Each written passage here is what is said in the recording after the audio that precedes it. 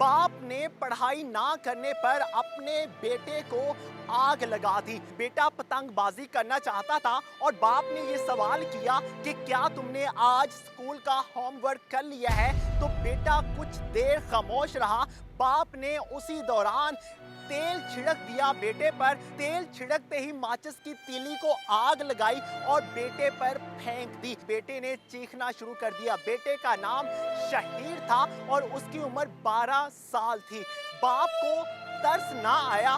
बाप कुछ देर खड़े होकर देखता रहा। बेटा आग में झुलसता रहा और मां चीखती रही।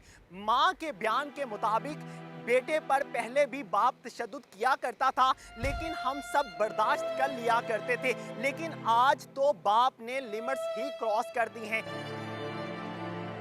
अस्सलामुअलैकुम, आप टीवी से मैं हूं फैसल खानसुरी।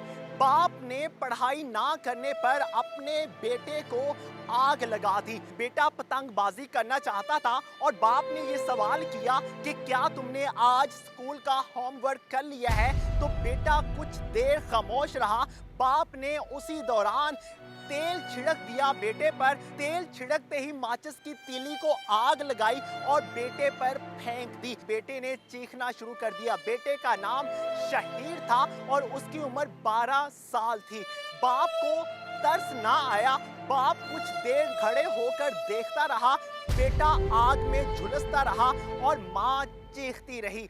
मां के बयान के मुताबिक बेटे पर पहले भी बाप तशद्दुद किया करता था, लेकिन हम सब बर्दाश्त कर लिया करते थे। लेकिन आज तो बाप ने लिमिट्स ही क्रॉस कर दी हैं। मुझे आवाज़ आई कि जो है ना भाई ये क्या कर रहे हैं। फिर मैं आँख खोल के मैं सोची मैं कमरे में जाऊँ तो मेरा जो बेटा जल गया ना, वो जल रहा था। बस मुझे इतना याद है। उसके बाद मैं खुद चीखी हूँ, इतना चीखी हूँ। मुझे बस उसके बाद मुझे कुछ नहीं पता कि क्या हुआ और अंदर कमरे में क्या हुआ मुझे ये भी नहीं पता। तो मैंने अपने बच्चे को देखा ना भाई, आप देखते हैं उसका हाल, आपका दिल फट जाता। आप सोचिए मेरे दिल पे क्या गुजर रही होगी। बेरहम बाप का नाम नजीर है और वो इस वक्त जेल में है। जख्मी हालत में शहीर को हॉस्पिटल भी मुंतकिल किया गया, लेकिन शहीर जिंदगी की बाजी हार गया। जब बाप को गिरफ्तार किया गया तो बाप ने पुलिस को भी यही बयान दिया कि बेटा पढ़ाई की तरफ तवज्जो नहीं दिया करता था, मुख्तलिफ गेम्स खेला करता था, मोबाइल इस्तेमाल किया करता था, पतंगबाजी किया करता था, इसलिए मैं आग भगोला हो गया। शहीर के दूसरे भाइयों से जानने की कोशिश की गई तो शहीर के भाइयों ने बताया कि हमारा बाप हम पर पहले भी तशद्दुद किया करता था, जुल्म किया करता था, छोटी छोटी बातों पर आग भगोला हो जाया करता था। ये वाकया कराची के इलाके औरंगी टाउन में 14 सितंबर को पेश आया। इस वक्त मां जिस हालत में है उसको बयान नहीं किया जा सकता अल्फाजों के जरिए, लेकिन यहाँ पे ये जरूर कहना चाहूंगा कि आजकल के बच्चे शायद अपने माँ बाप का एहतराम नहीं करते या फिर माँ बाप अपने बच्चों की सही से तरबियत नहीं कर पाते।